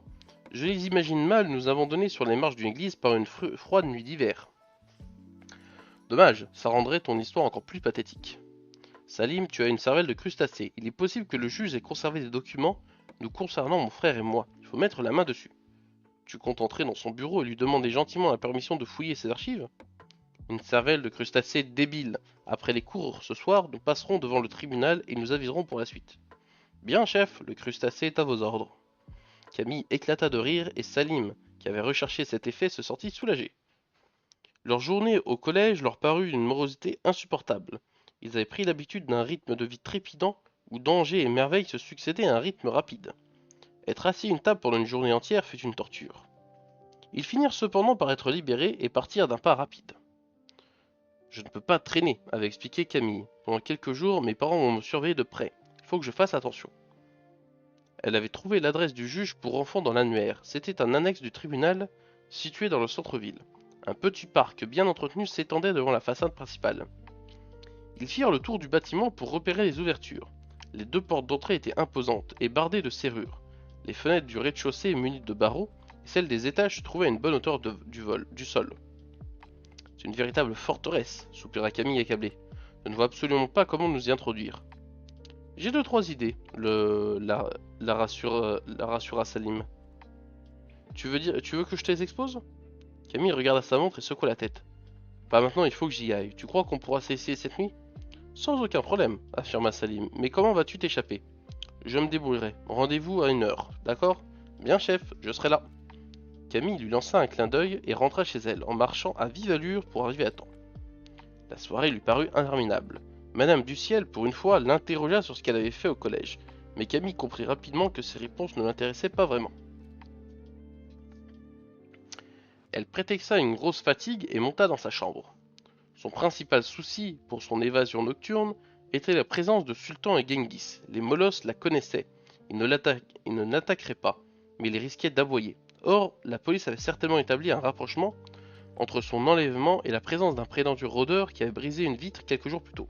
Elle devait se débrouiller pour passer inaperçue. Camille se mit à tourner en rond en entendant l'heure. Vers minuit et demi, elle ouvrit la fenêtre de sa chambre. Les chiens arpentaient la pelouse. Maître Diom avait affirmé que dans ce monde, l'art du dessin s'affaiblissait jusqu'à parfois disparaître complètement. Elle avait pourtant dessiné à plusieurs reprises, bien que de manière involontaire, ou brouillonne. Il était temps de vérifier si elle avait progressé. Elle se concentra et Bientôt, un sourire illumina son visage. La magie opérait à nouveau. Elle parvenait à imaginer, décider et faire basculer dans la réalité ce qu'elle voulait. La règle énoncée par l'analyste ne la concernait apparemment pas. Il lui fallait cependant découvrir si la création pouvait leurrer les chiens de garde et leur odorat infaillible. À une dizaine de mètres de Sultan et Genghis, une magnifique femelle Rottweiler apparut. Les regardant avec impudence, les molosses flairèrent l'air. Ce qu'ils sentirent dut leur plaire, car ils s'approchèrent de la sienne en frétillant de la queue. Elle s'éloigna d'un pas léger et les deux chiens la suivirent subjugués par sa présence. Camille était émerveillée. Ce pouvoir offrait des perspectives si vertigineuses que la tête lui tournait presque. Elle retint avec difficulté un cri de joie et enjamba l'appui de la fenêtre. Elle s'agrippa à la gouttière et glissa jusqu'à terre. Elle partit du côté opposé à la direction qu'avaient pris les cerbères. Les détecteurs infrarouges reliés aux alarmes étaient placés assez haut pour que les chiens ne coupent pas leurs faisceaux. Elle n'eut aucune difficulté à les éviter.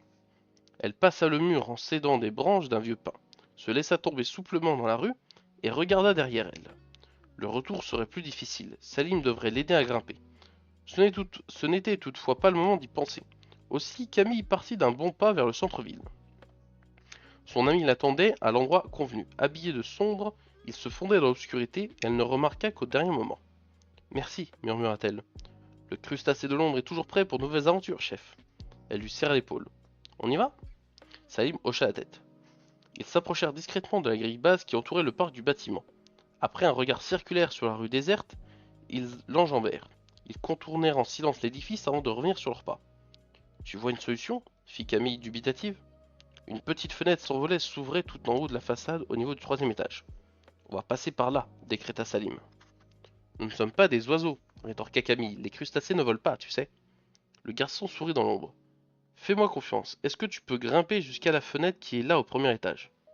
Sans problème, répondit-elle, mais j'ai oublié ma dynamite pour forcer les volets. Attends-moi une minute, je reviens. Le temps que Camille comprenne, il s'était élancé, il prit appui sur les barreaux du rez-de-chaussée, tendit un bras et crocheta le bas d'un volet au premier étage. Il se hissa à la force des poignets jusqu'à se retrouver perché sur une minuscule corniche faisant le tour de l'édifice. Il la longea lentement jusqu'à un endroit où les joints abîmés entre les pierres de la façade lui offrirent de nouvelles prises. Il commença alors à grimper avec précaution. En bas, Camille retenait sa respiration. Elle le vit atteindre sans encombre le deuxième étage et attaquer la dernière partie de son escalade. Il dut faire pratiquement un grand écart pour accéder à la fenêtre qu'il avait repérée. Salim avait vu juste, elle était entr'ouverte et il put se glisser à l'intérieur. Camille soupira de soulagement, au bout de ce qui lui parut être une éternité.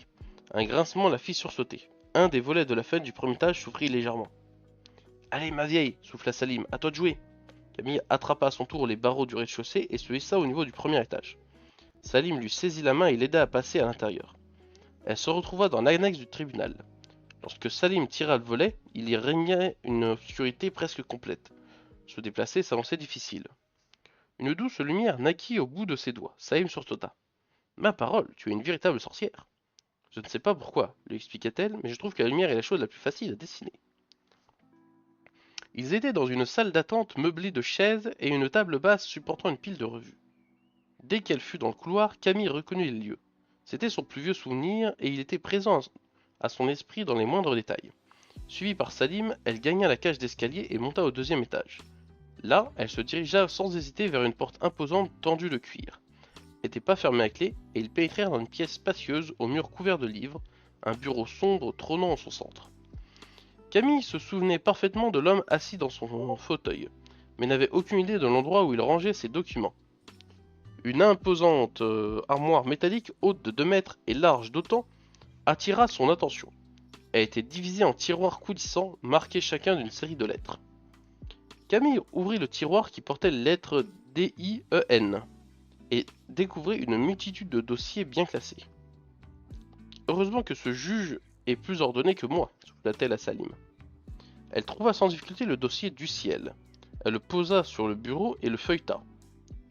Elle aurait aimé le consulter tranquillement, mais n'osait pas prendre le temps de le faire, non plus que le risque de l'emporter. L'information qu'elle cherchait se trouvait à la 3e page dans un paragraphe intitulé Fratrie. Elle avait bien un frère.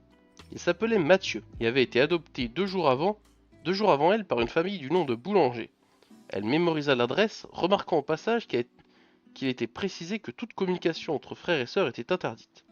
Le juge avait souligné l'information en rouge, ajoutant une série de points d'interrogation qui la laissaient présumer le caractère inaccoutumé du procédé. Elle rangea ensuite le dossier à sa place. Ils ressortirent par la fenêtre de la salle d'attente avant de rejoindre Camille. Salim repoussa les volets du mieux possible pour dissimuler leur intrusion. L'opération avait duré moins d'une demi-heure. Ils regagnèrent la maison de Camille. Là, Salim l'aida à se hisser sur le mur d'enceinte. Une fois perchée à son fait, elle aperçut Genghis et Sultan, mais ne vit aucune trace de la chienne qu'elle avait dessinée un peu plus tôt. Cela ne la surprit pas. Maître Duhomme lui avait expliqué que les dessins n'avaient qu'une durée d'existence limitée. Elle se glissa dans l'imagination. Un peu plus tard, les deux molosses s'éloignèrent à la poursuite de la belle qui venait de réapparaître sous leurs yeux. Camille se pencha vers son ami. « Tu as été génial !» Salim sortit son cœur prêt à exploser comme à chaque fois que Camille le complimentait. Il ne trouva rien à répondre, signe qu'il était vraiment ému, et haussa les épaules pour se donner une contenance. Sur un dernier sourire, Camille se laissa glisser dans le jardin et regagna sa chambre sans encombre. Elle eut du mal à s'endormir. Elle tournait et retournait le nom et l'adresse de son frère dans son esprit. Mathieu Boulanger, 26 rue de la Plaine.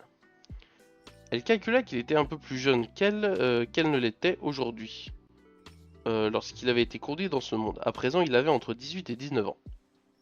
Était-il possible qu'elle l'ait croisé sans rien pressentir?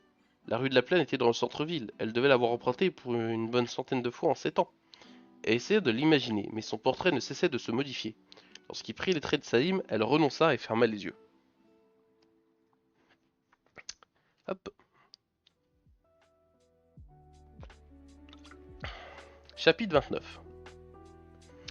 Le lendemain matin, Salim l'attendait devant le collège en faisant les 100 pas. « Je suis passé rue de la Plaine, lui annonça-t-il. Il y a bien une famille boulanger au 26. Camille laissa échapper un cri de joie. Génial, on y va ce soir après les cours. D'accord, tu vois, ça n'avait pas été trop compliqué de les retrouver. C'est vrai, reste que j'ai le tract. Il ignore peut-être que les boulangers ne sont pas ses vrais parents. Il risque de tiquer si je lui annonce que je suis sa sœur. Ça, ma vieille, il n'y a qu'un moyen de le savoir.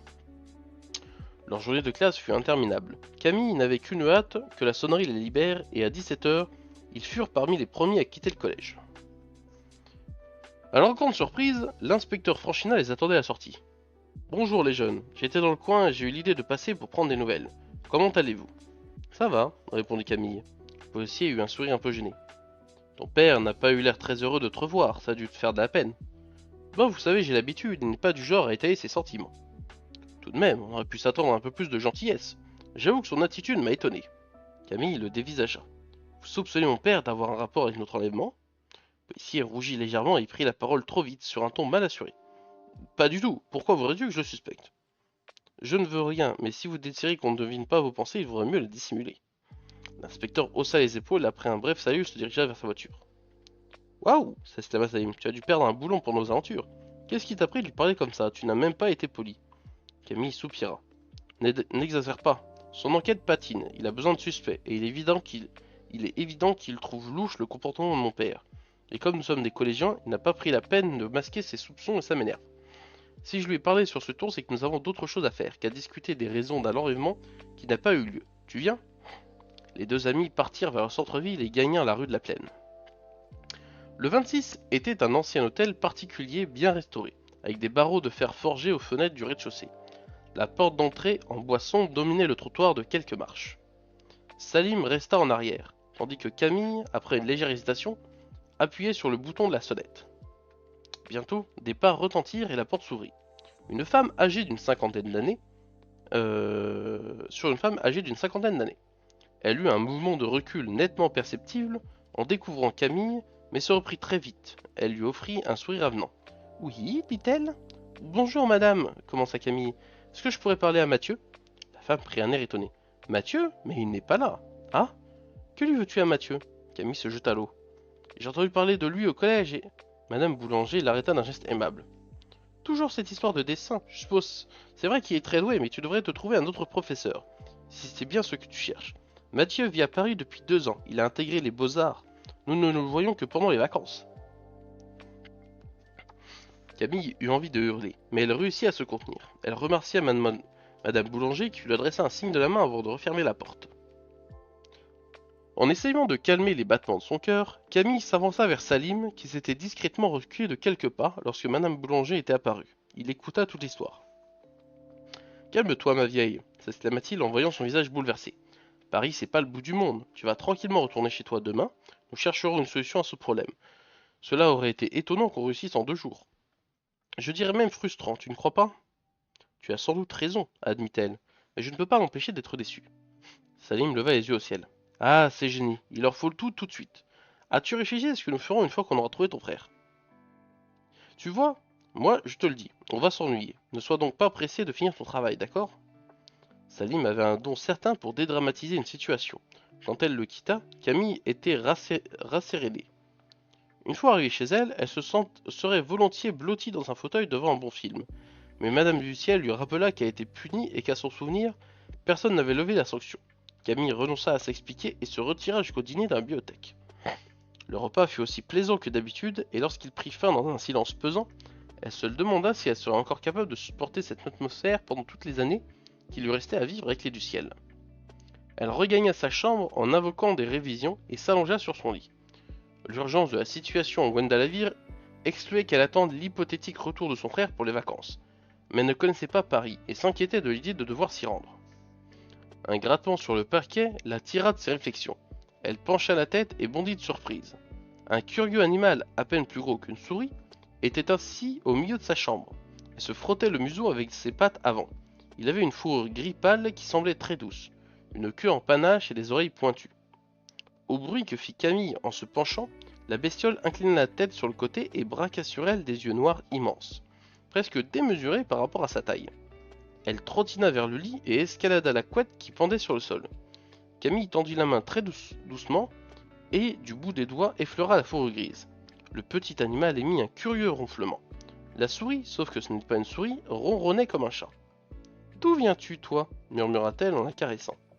La bestiole se figea, la regarda de nouveau droit dans les yeux, puis se dégagea de la main qui la cajolait. Camille, sous le charme, la vit grimper sur son bras, longer son épaule et venir se blottir contre son cou, tout près de son oreille. Elle se sentit heureuse comme si l'animal dégageait des ondes familières. Ce ne fut donc pas la naissance du dessin qui la surprit, mais le fait que ce n'était pas la bestiole qui le créait. Elle l'avait transporté et le laissait maintenant basculer dans la réalité. Ce fut d'abord une création informe, presque une sensation qui lui rappelait son contact mental avec Eléa Rilmorieval. Puis, comme pour lui donner raison, le dessin devient une myriade de mots qui s'agencèrent directement dans son esprit. Camille ne put retenir un léger cri. La voix de maître Duhomme s'éleva alors et elle fut absolument attentive. « Et Willan, bonjour ou bonsoir, puisque j'ignore quelle heure il peut être dans ton monde. J'espère que le chuchoteur ne t'a pas trouvé un moment trop dérangeant pour toi. Il avait pour mission de ne t'approcher que si tu étais seul, mais ces animaux sont parfois distraits. Comme tu peux le constater, les marcheurs ne sont pas les seuls à pouvoir faire le grand pas. Je pense que tu auras préféré que je t'envoie un chuchoteur plutôt qu'une de ces araignées répugnantes. Trêve de plaisanterie, j'ai plusieurs nouvelles à t'annoncer, 2 en fait. La première est bonne. Elana est sauve. Les rêveurs d'Ondiane ont accompli des prouesses. Ils marient à la perfection une excellente connaissance du corps humain et une pratique mystérieuse d'un art dérivé du dessin. Je crois que personne d'autre qu'eux n'aurait pu la sauver. Elle a repris connaissance ce matin et se rétablit à vue d'œil. Elle a reconnu son appartenance à la guilde des marchands et a été soulagée que cela ne nous choque pas. Elle a prêté un serment de dette à Edwin. Sache que les marchands ont un sens de l'honneur très développé. Elana ne se considérera comme libre qu'après lui avoir sauvé la vie 3 fois. Tu connais Edwin comme moi, elle risque d'être liée pour un moment. La deuxième nouvelle est plus sombre. Avec l'aide des rêveurs, j'ai un peu sondé l'imagination. Ceux dont Diane emprunte des spires qui leur sont propres et que les Slish ne connaissent pas. Nous venons d'assister au départ d'un mercenaire du chaos. J'ignorais que leur dessinateur pouvait faire le grand pas, mais l'un d'eux vient de quitter notre monde. J'ai peur de deviner sa destination. Si c'est ce que j'imagine s'avère exact, tu cours un très grave danger. Les Tzlich ont évalué à sa juste valeur le péril que tu représentes pour eux, et vont tout mettre en œuvre pour te faire disparaître. Tu es devenu la cible de cette race maléfique. Un mercenaire, surtout du niveau de celui qui est en route vers toi, n'aura aucune difficulté à se fondre dans ton monde. Le pire serait qu'ils aient envoyé un mentai, un maître assassin en quelque sorte. Ses pouvoirs sont immenses, autrement plus redoutables que ceux d'un marcheur. Et s'il s'avère qu'il maîtrise vraiment le grand pas, la situation est dramatique. Sois constamment sur tes gardes, le danger peut provenir de partout. Si tu en as la possibilité, et si ta mission le permet, déplace-toi continuellement. Il sait où tu es apparu. Et si tu ne dessines pas, et si tu tiens ton esprit à l'égard de l'imagination, il aura du mal à te localiser avec précision. Garde le shutter s'il est d'accord. Tu ne pourras toutefois pas l'utiliser pour me répondre, car leur faire transporter des messages existe une longue pratique. Nous comptons tous sur toi, Ewilan. N'oublie jamais que le sang qui coule dans tes veines. Ces mots s'estompèrent lentement dans l'esprit de Camille, et le chuchoteur reprit son ronronnement. Elle le caressa distraitement du bout du doigt. La situation prenait un tour désagréable. Maître Duhomme avait tenté de l'avertir sans trop l'inquiéter, mais elle n'était pas dupe. Un mercenaire du chaos avait déjà essayé de la tuer, et seul le sacrifice d'Elana lui avait sauvé la vie. Si Amentai était un super mercenaire, elle n'avait aucune chance dans un affrontement direct, et personne ici ne pourrait lui venir en aide. Elle se sentit soudain fragile et vulnérable. Il lui tardait d'être au lendemain pour retrouver Salim. Dans le jardin, Sultan et Genghis se mirent à aboyer sauvagement. Hop là. Chapitre 30. Camille se leva et tendit l'oreille. Il arrivait parfois aux deux molosses d'appuyer sans véritable raison, mais d'ordinaire cela ne durait pas. Ils reprenaient rapidement leur garde muette et vigilance. Or là, ils paraissaient surexcités, et leurs aboiements ressemblaient à ceux qui avaient provoqué l'arrivée du marcheur quelques jours plus tôt. Camille sentit son sang se glacer dans ses veines. Le chuchoteur se mit à tourner en rond en couinant faiblement, et quand elle le prit, il se pelota dans sa main. Lorsqu'elle s'approcha de la fenêtre, un silence brutal tomba dans le jardin. Elle ne percevait plus rien, pas même le bruit des pattes des chiens sur le gravier de l'allée. Au lieu de la rassurer, cela l'affola. Elle percevait le danger comme un gaz mortel qui se serait infiltré dans la pièce par tous ses interstices. Elle se rappela l'avertissement de maître Duhomme. Tu es éminemment reconnaissable. Tu es éminemment reconnaissable dès que tu dessines. Et la phrase d'Edwin lorsque Six les avait attaqués. Tu as dû laisser une part de ton esprit dans l'imagination, ça les a attirés. Il était trop tard pour s'en inquiéter. Si ce qu'elle craignait était vrai, elle était repérée et en danger. Le chuchoteur remua dans sa main. Quand, de crainte de l'écraser, elle desserra ses doigts, il courut le long de son bras et se faufila dans la poche de l'ample chemise qu'elle portait au-dessus de son t-shirt. C'est à cet instant qu'elle vit le dessin naître. Elle ne comprit pas immédiatement et c'est ce qui faillit la perdre. Le dessinateur se trouvait quelque part derrière l'un des massifs de buis. Elle le sentait, mais sa création prenait vie dans sa chambre. Camille leva les yeux. Une grille d'acier brillant, hérissée de picasses serrées de 20 cm, la surplombait terrifiante. Le dessin était parfait, la grille était réelle. Camille agit alors qu'elle tombait droit sur elle. De grosses chaînes de fer, imaginées en un éclair, se tendirent dans un bruit infernal, rivant la herse au plafond à mi-hauteur de sa course. Elle entendit son père l'appeler d'une voix menaçante, et pour une fois cela lui fit plaisir. Elle faillit ne pas percevoir l'arrivée dans la réalité d'une énorme cisaille qui s'attaquait aux chaînes qu'elle venait de dessiner. Le chuchoteur, dans sa poche, émit un cri strident. Camille plongea vers la porte et à l'instant où son père l'ouvrait, elle le percuta et ils roulèrent tous deux dans le couloir, évitant la herse d'extrême justesse. Les pointes d'acier s'enfoncèrent profondément dans le plancher. Monsieur du ciel poussa un grognement sourd, mais déjà Camille se relevait. Elle bondit dans l'escalier, sautant directement du palier au rez-de-chaussée. Elle ne pensait plus qu'à une chose, fuir le plus loin possible du mercenaire. Sa mère dans le hall se précipitait vers le téléphone. Camille l'esquiva, dérapa sur le marbre de l'entrée, se rétablit in extremis et s'engouffra dans la cuisine. Elle entendit derrière elle Madame Duciel s'adresser à la police, et à l'étage son père appeler au secours. Elle essaya de calmer les battements de son cœur, mais avant qu'elle n'y soit parvenue, un nouveau dessin naquit. En se traitant de tous les noms, elle se contraignit à l'immobilité. Quand la herse mortelle bascula en réalité au-dessus d'elle, elle était prête. Elle tendit sa volonté, et lorsque la grille la percuta, elle ne broncha pas. L'acier était devenu caoutchouc. Elle avait réussi à s'approprier le dessin de son ennemi. La herse rebondit et se coinça entre la table et les fourneaux. Camille savait qu'elle n'avait gagné qu'un bref répit. Son esprit tournait à 100 à l'heure. Au moment où la solution s'imposait à elle, il y eut un bruit dans le cellier. La porte de service de la cuisine explosa et le mercenaire apparut. Il était vêtu d'une combinaison sombre, un masque de tissu noir recouvrait son visage. Il tenait à la main une complexe arbalète de métal. Il leva le bras et une volée de dards porteurs de mort fusa vers elle. Ils se plantèrent dans le mur avec une série de claquements secs.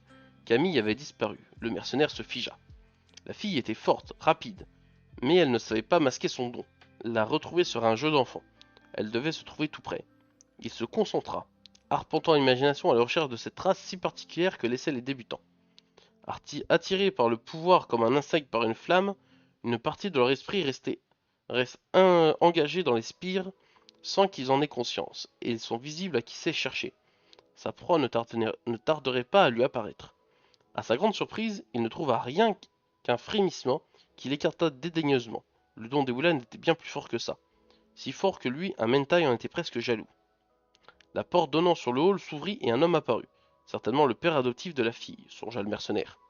Il leva son bras armé de l'arbalète. Le trait jaillit et Monsieur du Ciel fut projeté en arrière en poussant un hurlement. Le Mentai passa à côté de l'homme gémissant à terre sans le regarder. Il n'accorda pas non plus le moindre regard à la femme prostrée contre le meuble qui supportait le téléphone. Il traversa le hall et ouvrit la porte d'entrée. Une dernière fois, il se plongea dans l'imagination et ne trouva rien. Il eut un rectus. La chasse promettait d'être exceptionnelle. Doucement, il s'enfonça dans la nuit. Fin du chapitre 30 et fin de cette séance. Ah, je remercie tous ceux qui regarderont cette rediffusion et tous ceux qui ont pu être présents lors de ce live. Je vous rappelle que vous pouvez retrouver toutes mes rediffusions sur ma chaîne YouTube. Et je vous remercie encore une fois. Je vous souhaite de passer une agréable journée ou soirée selon l'heure à laquelle vous regardez cette rediffusion. Et je vous souhaite à tous une bonne journée et je vous demande de prendre soin de vous et de vos proches. Salut!